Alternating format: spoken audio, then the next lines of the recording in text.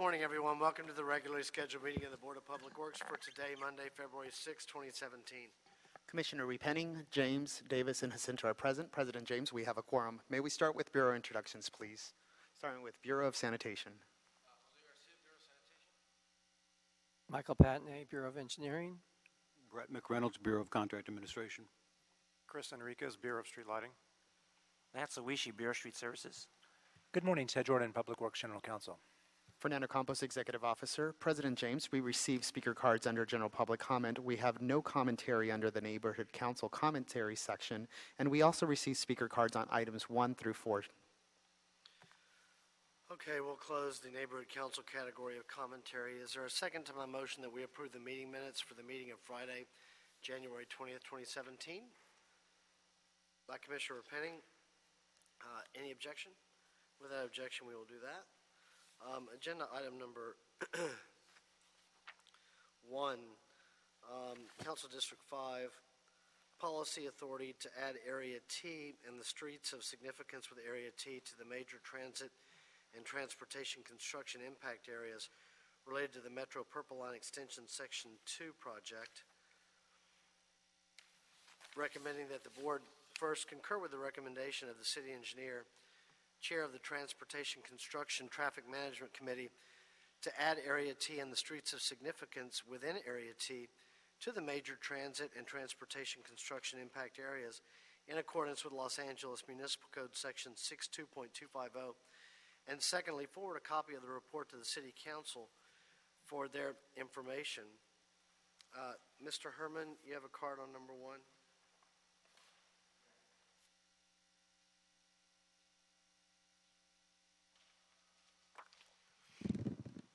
Morning on this wet Monday. But as you all know, Mr. Peppa Pig, Paul Koretz, has no excuse regarding this area of the T, the terrible T, when it comes to our transportation construction. But let's talk about the ADA constructions, the non-compliance, the federal highway standards that you ignore so much. Let's talk about the real shit in life, how the federal highway of transportation impacts our lives on a daily basis because douchebags from the city of Los Angeles can't get their shit together to fix our goddamn fucking streets under Willits versus Los Angeles, Brandenburg versus Ohio, excuse the French, 42 U.S.C. 1983. But going back on topic, once again, those engineers who cannot chair on behalf of the public's interests. Why is that? Why is that? Why can't we get our street lightings in areas for these projects as well? Why can't we include ramps, curbs, and safer sidewalks without having tree stumps growing in them and interrupting these projects?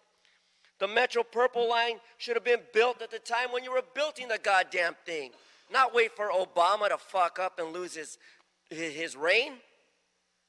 Now we got a real president, a 45th president who's gonna take care of business. And now all those little fucking Democrats are shaking in their boots because whose side are they gonna get on? Whose side? Who's gonna build transportation? Trump. Who's gonna make infrastructure a new creation of jobs? Trump, Trump. And who's gonna make my life better so this nigger can go to work? Trump, Trump, Trump, Trump. I reserve my last second to you, sir. Omar Braish. Good morning, sir. Good morning.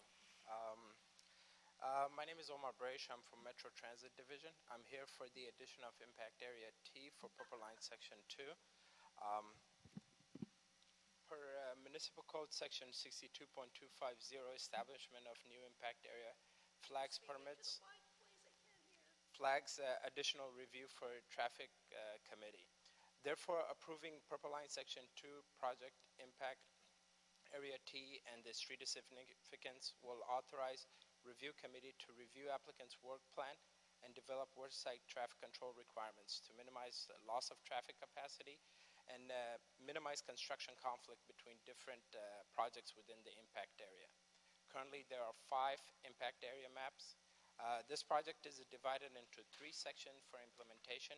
Purple Line Section 2 extends subway from Wilshire and Los Angeles Station within City of Beverly Hills westward 2.5 miles along Wilshire Boulevard, ending within City of Los Angeles near the Century Park West and Constellation Boulevard intersection. Since Purple Line Section 2 project is scheduled to be completed in the fall of 2025, the impact area T will be in effect till the completion of the project. Advanced utility relocation are currently underway for Purple Line Section 2 within main design build contract, currently scheduled to be awarded spring of 2017. Thank you, Mr. Bradish. Any questions for him regarding agenda item number 1? Commissioner Jacinto? Thank you, President James. Omar, this is to help coordinate Yes. the streets of significance around the Purple Line so that traffic mitigation and construction coordination is done better, so there's less impact Yes, on the that is environment, on businesses, and commuters, Yes, correct? that is correct. So that's a good thing. Thank you. Commissioner Davis? And could you discuss briefly an overview of the funding sources? Obviously, it's federal funds. Are there any local funding streams involved? The funding for the committee usually comes from the fees we collect. Once the impact area map goes into effect, anybody working within the day work from 9 a.m. to 3:30 p.m., usually if they take any traffic lanes during that time, we try to, this encourages the contractors to minimize their work area. And if they don't and they do need those lanes, in order, we charge them fees, usually per lane, per block, per day. So that pays for the committee fees and all the committee members. Anything further? Commissioner Jacinto has made a motion that we adopt agenda item number 1. I'll second it. Any objection? Without objection, we'll adopt agenda item number 1. Any issue sending number 1 forthwith? We'll send number 1 forthwith. Thank you, sir. Thank you. Agenda item number 2, joint report, Bureau of Contract Administration, Bureau of Engineering, and Council District 11, Secondary Sewer Renewal Program, Ohio Avenue and Stoner Avenue, North Bundy and Travis Street. Recommending that the board first accept the contract. Second, assess Facility Incorporated $67,000 for liquidated damages in accordance with the specifications for the contract. And third, instruct the Director Office of Accounting to transfer the recommended $67,000 for liquidated damages from the project escrow account, escrow agreement number 320B, to the City of Los Angeles. Mr. Herman, you have a card on number 2.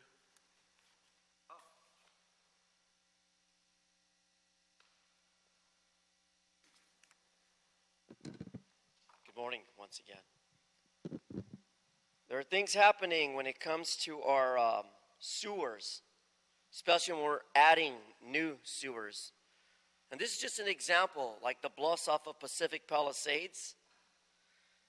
There's a lady speaker who steps into all these meetings regarding the Pacific Palisades bluff, where there were some sewage problems, pipes eroding and basically taking down the hillside there. But it's okay. Those type of projects are okay when you're jeopardizing our beautiful coast. So when it comes to a secondary sewer renewal program, we must take into consideration, will these projects disrupt the lives of thousands? No. They'll disrupt the lives of millions. Millions of patrons, stakeholders in Los Angeles for such a service. This one's particularly talking about North Bundy, get it? Bundy and Travis Street. For only $67,000, liquidated damages in accordance with specifications with no liability in view. Who picks up the tab of liability on this concern? Anyone have an answer? Because that's what's happening or has been happening in Pacific Palisades Bluff. If I'm lying, go out there and see for yourself. Oversized development, destroying a bluff. But that's not the topic. The topic has to do with sewers. And as long as people keep flushing toilets, where do the sewer damage go to? It goes into your community. It goes into the hillside. It goes into the bluff. And you kill people who are at the beach. People on Pacific Coast Highway taking a cruise. Mr. Smith, on agenda item number 2, if you'll tell us what's going on here. And then Good morning. Chris Smith, Bureau of Contract Administration, General Services Division. We'll hear from Vacilage if they want to. Go ahead. This contract was awarded by the board on June 6, 2011. The first day of field work was October 7, 2011, 90 days after the notice to proceed. The contractor was issued 2 time letters, one on September 19, 2011, in which 22% of the time had elapsed, 0% of the work had been completed. The second letter was issued March 31, 2012. 79% of the time had elapsed, 55% of the work had been completed.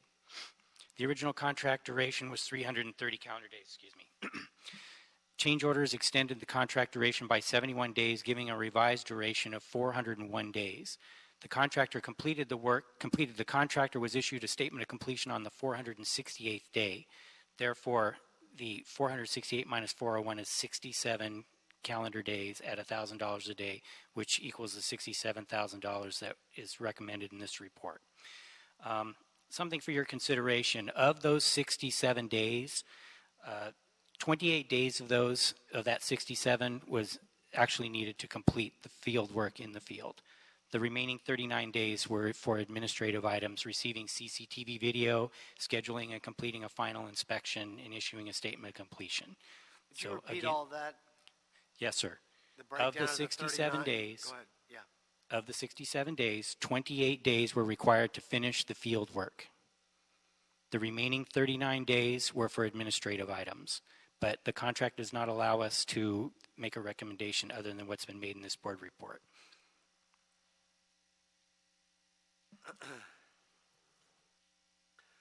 Okay. Any questions for Chris before we hear from Vacilage?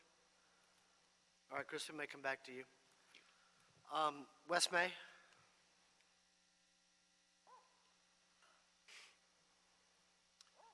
President James and Commissioners, thanks for letting me speak. I'm the Executive Director of the Engineering Contractors Association, and I am here to testify that Vasil has been a member in good standing with the Engineering Contractors Association for the last 25 years.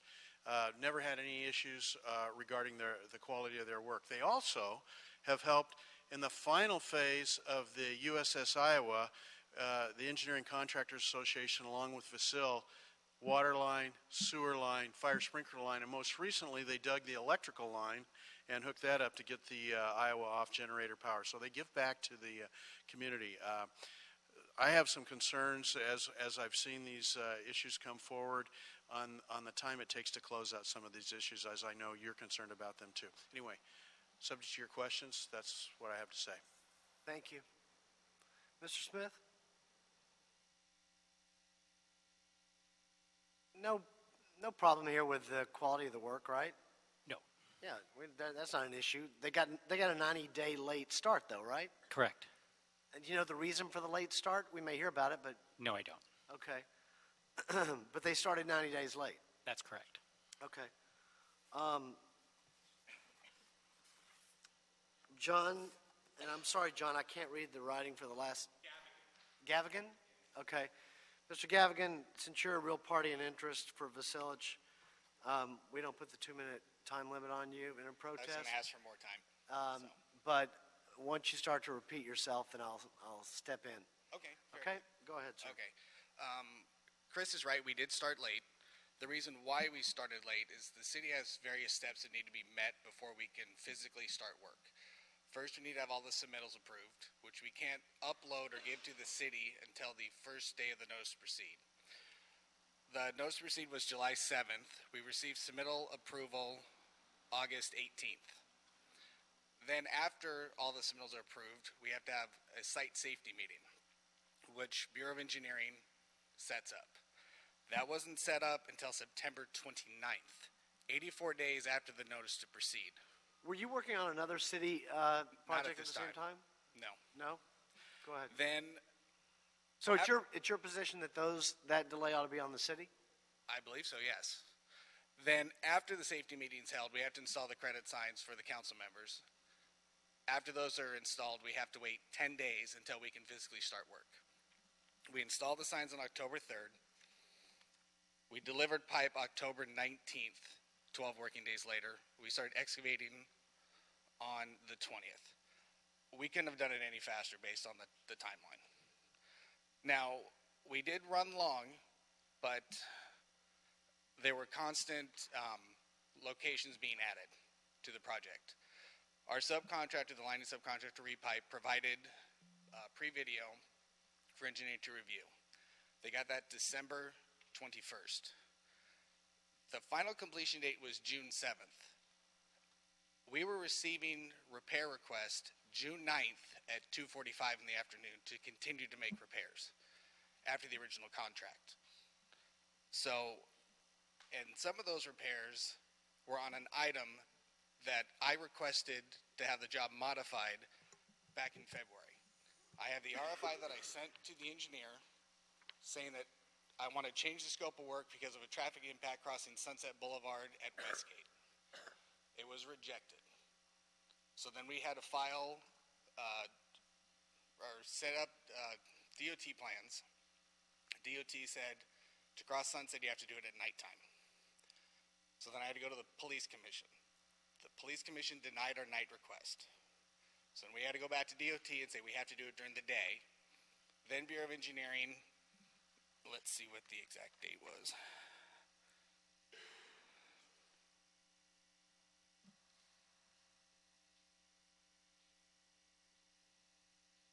June 18th, they agreed to our original suggestion from February to do the spot repairs and line Sunset Boulevard. I mean, I'm already past the contract. In July, the city requested additional street paving that wasn't part of the original contract. I didn't have a subcontractor bid listed. So I had to request through Con Ed to add All American Asphalt. All American Asphalt wasn't available until August 3rd. We requested time for that. We were denied, and I got an email saying, well, I was supposed to be done June 7th. They added the work 32 days after the original completion. I think the biggest thing is the repairs to Sunset, because when they switched to lining, it wasn't part of the original scope of work. So my sub didn't have the material here, and his material comes from Texas. So they had to wait for us to finish the repairs, which we did July 9th and 10th. Then we submitted video. We got approval on July 18th for them to line that reach. What they do is, their material coming from Texas, they're not shipping out one liner. They need a truckload. They told BOE, hey, we need to wait till we have more lines so we can ship out a truckload, or do you want to pay the expedited freight? Which they didn't. The liners showed up in mid-August. They installed it August 24th. The job's complete August 24th, and we couldn't get, like Chris said, final inspection till October. So I don't see where I'm at fault or how I can be assessed $67,000 when we did what I think, everything that we were asked, and actually more than what was required. Thank you, sir. Commissioner Penny? Sure. Question is about the timing on all this. I see that we notified the sillage on December 28th of 2016, whereas the project was completed October 2012. My question is really probably for Chris. I know that we all we have not enough staff to do the many things that we do as a department, but I don't see how we can 4 years later assess a fine. I mean, it's 4 years. It's 4 years is a very long time, and I'm just thinking of the other end and folks who are trying to do business and pay employees, and so to me that's the biggest question here is really how do we. I just don't think it's fair, a fair sort of practice to allow that amount of time to lapse and then want to assess a fine of this size? Well, and the answer would be similar to what Ms. McGlinchey told you last week with regard to closeouts don't have priority over awards. Right. Granted, this one's really overdue, and we've actually got another one for the same contractor coming within the next month that's in the same situation. But these issues have to be brought to the board because we don't have the jurisdiction within the contract to do anything other than that. You, on the other hand, do have the jurisdiction. You can rule anywhere from the full amount to zero if you'd like. Okay. So I would just say that I would look to my colleagues for suggested modification of this recommendation. Commissioner Davis? I was looking at the framework of your discussion initially with regard to the 67 days and absolutely only 28 days involved in terms of the field work.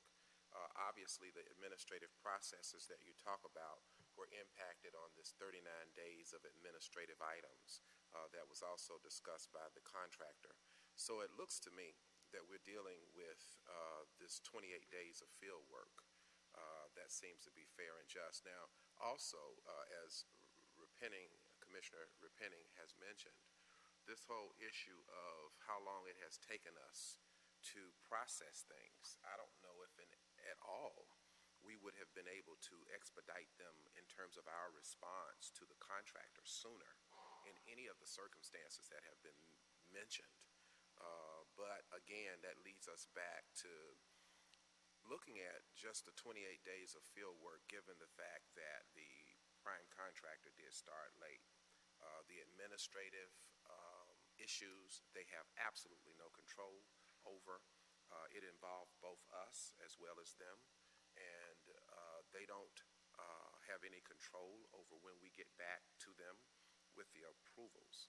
So, and then in addition to that, the additional scope of work and task that we began to request that caused them to have to go to the police commission, where in fact again a decision was made to deny their request, and additionally having to go to the Department of Transportation as well to respond to our request for additional scope of work, and again the request was denied. So again, this feeds into the 39% of administrative items of which they had no control. So colleagues, I think that at the very least we're just looking at this 28 days of field work, if at all, as it applies to the prime contractor. And I guess we can talk offline about our ability in circumstances like this, because I would suspect that other prime contractors are going to have to endure these issues in terms of timeliness. In the future, can we manage effectively some kind of schedule where we can help expedite the responses that the prime contractors are able to get, realizing that under the current system, they have no control, and they do have to bear the consequence of the decisions that we make, albeit late for them, and then to have them endure this certainly on its face is unfair. So in summary, I can only see the 28 hours of field work to be discussed and evaluated. And thank you, Commissioner Davis. Commissioner Cento? Thank you. So Commissioner Davis put on sort of the table the consideration of the 28 days. Chris, in terms of from when the notice to proceed the NTP happened and when they started the field work, can the city effectively take responsibility for any of that portion that it was on us and it wasn't on the contractor? You know, can you answer Actually, all of the items that the contractor was outlining for you were encompassed in the final negotiations and the issuance of the final change order, which the contractor signed. So the contractor knew that we were going to come here with 67 days of LDs recommended. Okay.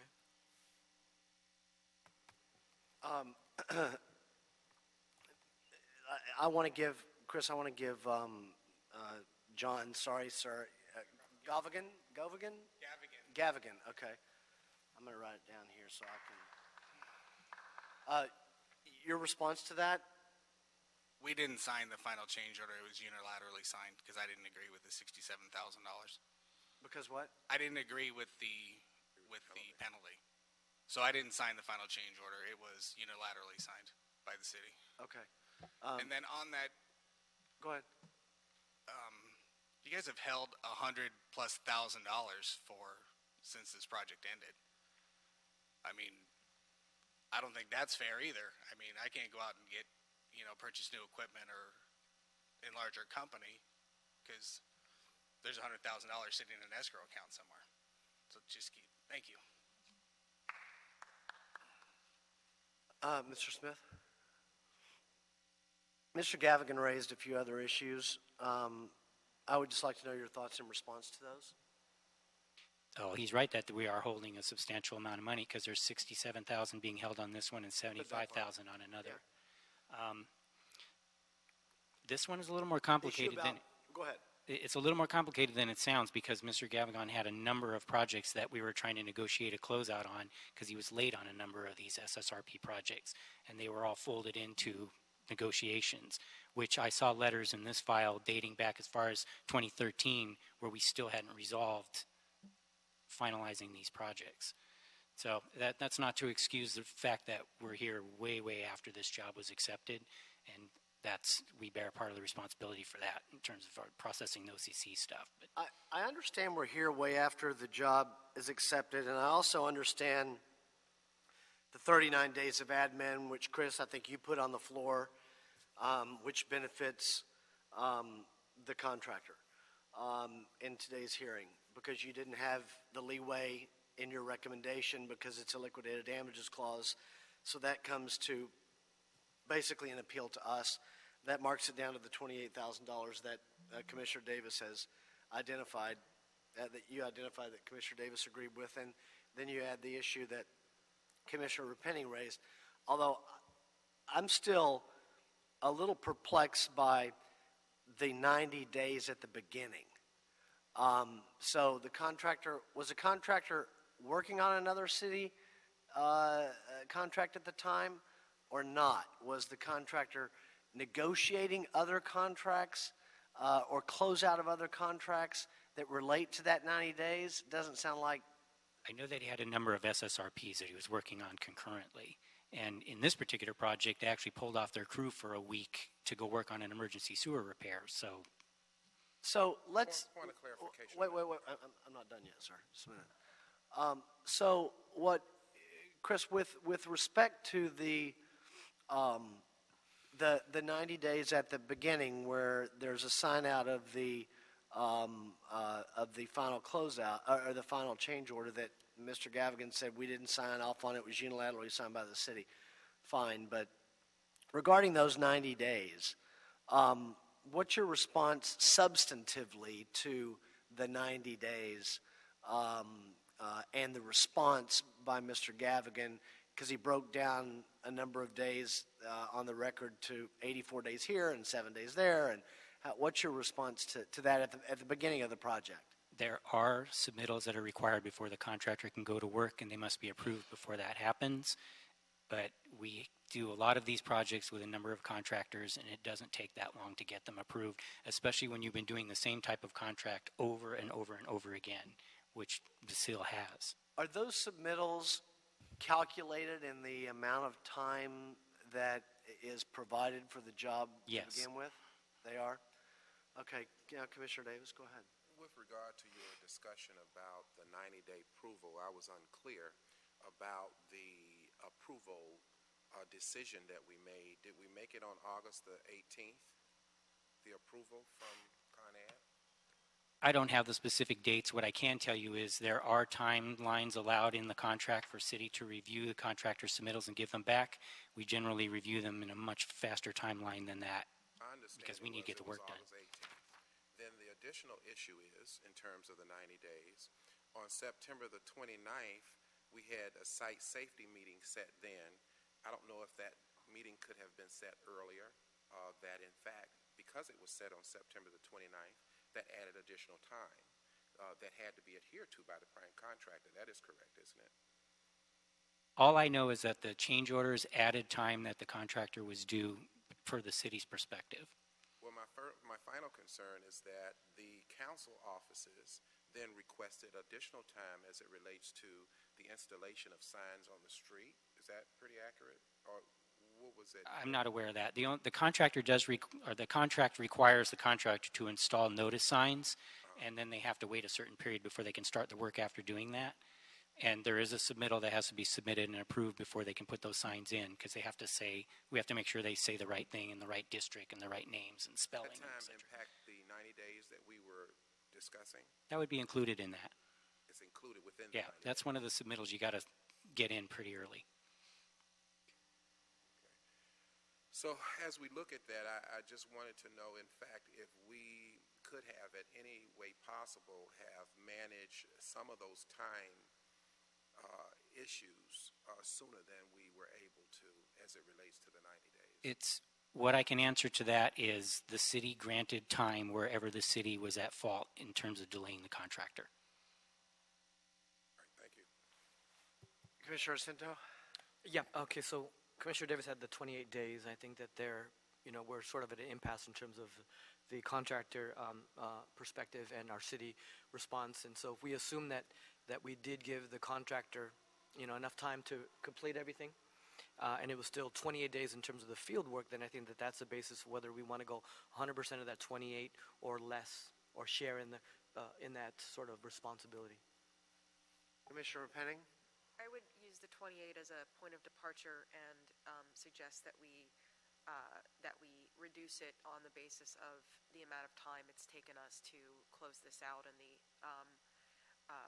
the ways in which that inconveniences, from a business perspective, our contractors. I agree. To come up with,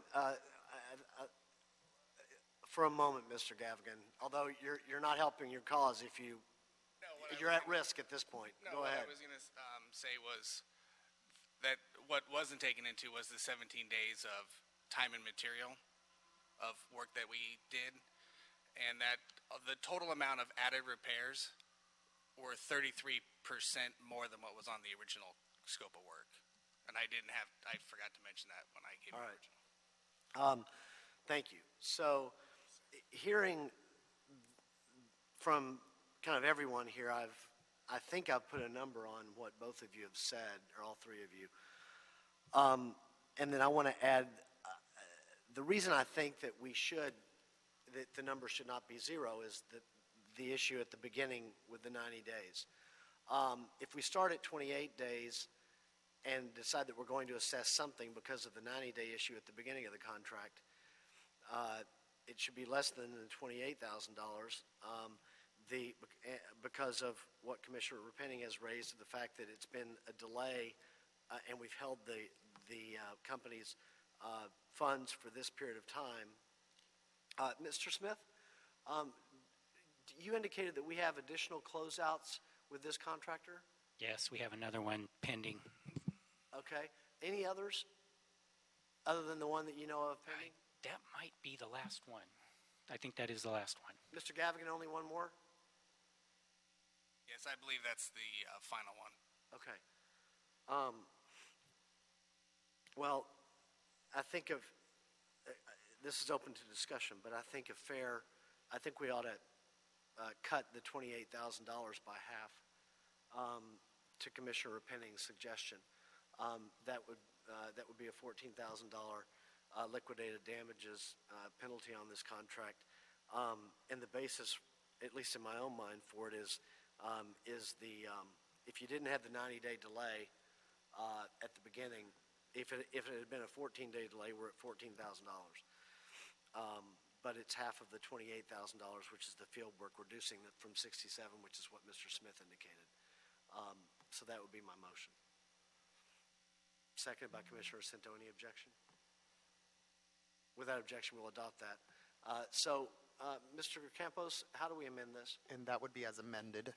So recommendation number 1 would stand just to accept this contract. Recommendation number 2 would be amended to indicate assess Facilch Incorporated $14,000 for liquidated damages in accordance with the specifications for this contract. And 3, instruct the Director of Office of Accounting to transfer $67,000 from the project escrow account to the City of Los Angeles and release the remaining amount of $53,000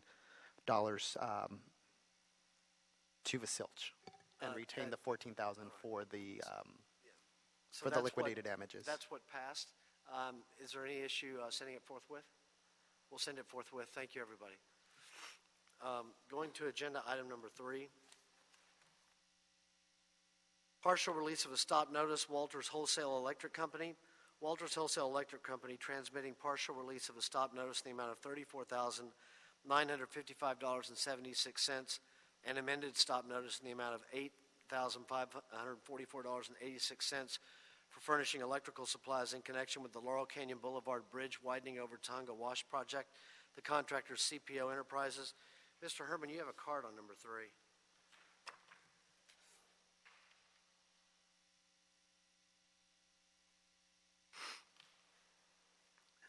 I'll speak on behalf of Puppet Herman. I am the little pinky puppet. I'm here to protest on the partial release of stop notice. Didn't you hear what they did to this Mr. Gallivan on item 2? It sounds very fishy that you cannot accept and have a constitutional right to object and ask for damages. Yes, it's called an appeal, reasonable appeal. That's right, a reasonable appeal. But this one has to do with the stop notice for Walters Wholesale Electric Company. What the hell is going on in Laurel Canyon with this goddamn bridge? Harmon, talk to them. Please talk to them, ADA Bridges. Well, here we go again. Another bridge project widening. Now, is the furniture of this widening included in the project? Is it? Are the ramps, curbs, and sidewalk accessibility up to the 2010 standard of the American Disability Act? That's the question. Because everything this goddamn city does is corruption, corruption, and corruption. Fucking the people who are the taxpayers, the ratepayers. And what do they get out of it? Nothing. Not one goddamn thing. Kind of what Wayne Spindler's always said. Pay me to get the fuck out of this city because it's going to hell. It's going to hell. Every bridge project you widen slows down traffic. There's not enough signage to deter people from getting harmed. An ADA violation. Correct and cure this problem. Stop it. Stop stealing from the public. FBI needs to investigate this shit. Is there a second to my motion that we receive agenda item number 3 forthwith? By Commissioner Repenning. Any objection? Without objection, we will do so. Agenda item number 4, oral report on construction services contracts, quarterly status update from the Bureau of Engineering. Mr. Herman, you have a card on number 4. There's not too much to comment on this other than I'm going to read what the agenda says. It says, regarding construction services contract, quarterly status update of the Bureau of Engineering. Now, what has the Bureau of Engineering done to satisfy this? What have they done? I'm going to cheer out for them.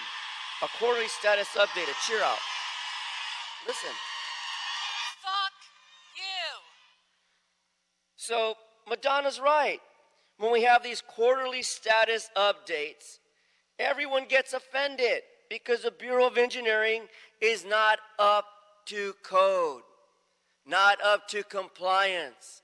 So you have a critic come in here, like Herman and Spindler, and they criticize under the Ralph M. Brown Act for less than 30 seconds sometimes, maybe 60 seconds. But today, I've been forgiven. I'm granted 2 minutes to speak out and criticize this Commission of Public Works for the defaults of having adequately trained engineers who can do their construction services appropriately to benefit public interest. Now, nobody cares whether it's done in the millions or the billions, as long as it's done in a systematic way. Not create programmatic denial on access, not start a problem of systematic access with problems, but no, reports that actually improve the quarterly status up to date. What does all this jargon mean, Mr. Herman? I don't know. Fuck, I'm just a critic. All I know is I'm a critic. When you do something politically correct, we praise you. You do something totally wrong, I'm here around like John Walsh.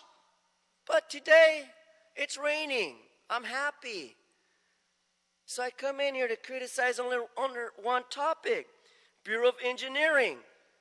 The same projects you forgot under the ADA and the Federal Highway Administration when it came to 4200, for the record, Verde Street.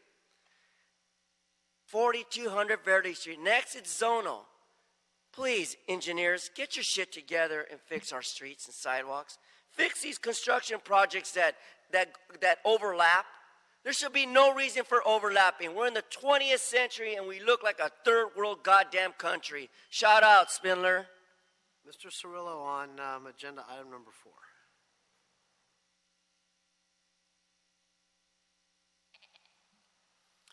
Good morning, Mike Cirillo with the Bureau of Engineering, here to provide the quarterly update on the Cisco 9 contract. This contract is for urgent wastewater work that is typically too small to render as a separate bid and award contract. It's also somewhat urgent in nature, so we look to respond to issues that the Bureau of Sanitation might bring up and promptly mobilize our Cisco contract to take care of those issues. This contract was low bid at the time it was awarded, and it is renewed about every 3 years, in which case we will bid it again, and the contractors selected on a bid calculation, and then as work scopes come up, we issue them separate work scopes to accomplish, as I'm going to go through here. And we've been using the Cisco contract for over 15 years. The NTP for this particular contract was in April of 2015.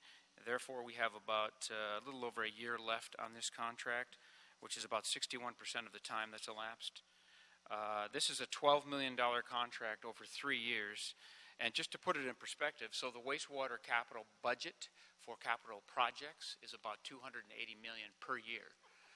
So this is about $4 million if you divide it over 3 years, $4 million a year. So it's not a large contract when you compare it to the overall size of the capital budget, and it's appropriate to have a tool such as Cisco to accomplish some of these critical projects.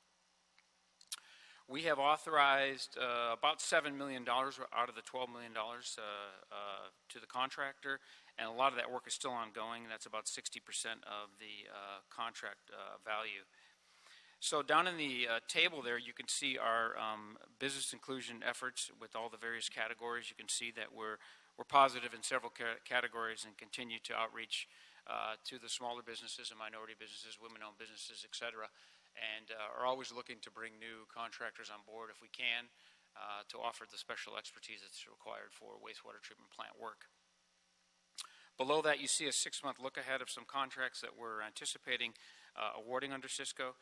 And anything that's over $100,000 will have to come to board with a formal board report, and there'll be a full explanation as to the project.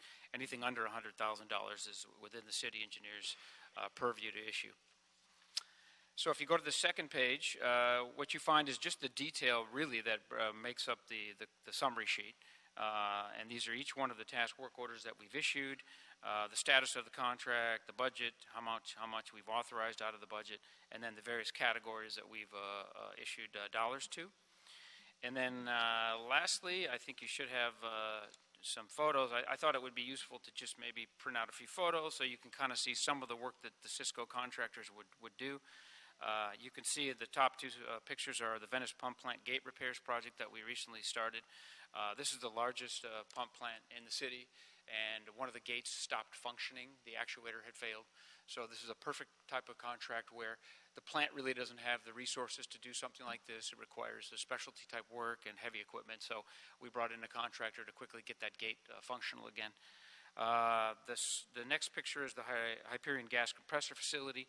We did complete that under a capital project, but then we had Cisco go in and do optimization of that facility. So we use Cisco for that as well. If there's a contract that completes, and then as we get into operations, we realize some changes we want to make, we use Cisco to come in and make those minor changes to optimize and tweak the facility.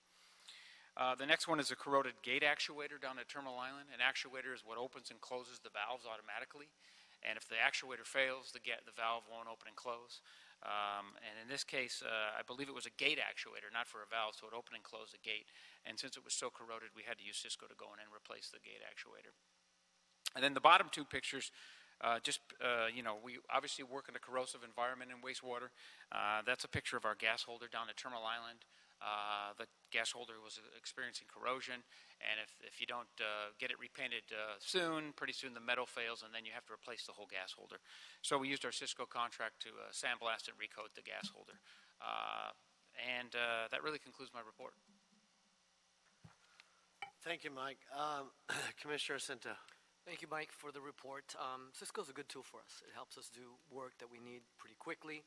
And Murray's done a good job together with our staff and especially the numbers, the BIP numbers. Maybe Weeby, 16.9 over 6 original, 4.3, twice that for Weeby. They could be better. They're great. They could be even better. So I think that's a good, the scope of work is appropriate and it's quick and we have to have it done. So thank you.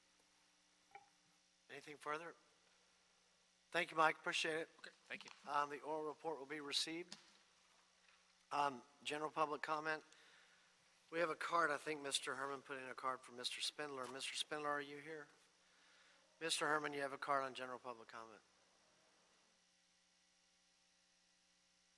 I insist that this march will never add up to anything. Fuck you.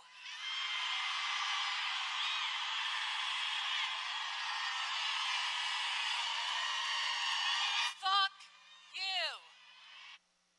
So I'm sure that's how Mr. Wayne Spindler feels when back at a time when the judge denied the TRO against Michael Hunt, the critic, right? Are we not forgiving? Are we not forgiving?